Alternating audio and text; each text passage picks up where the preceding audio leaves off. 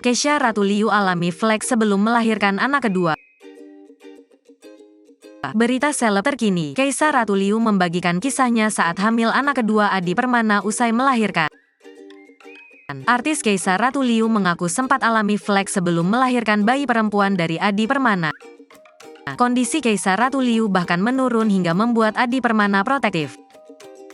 Keadaan Keisha Ratu Liu tersebut dialami saat awal-awal mengalami kehamilan anak kedua dari Adi Permana. Kini bayi tersebut telah lahir dengan jenis kelamin perempuan hingga membuat Keisha Ratu Liu dan Adi Permana bahagia. Pasangan artis Keisha Ratu Liu dan Adi Permana telah bahagia menyambut kelahiran anak keduanya. Anak kedua Keisha Ratu Liu dan Adi Permana berjenis kelamin perempuan.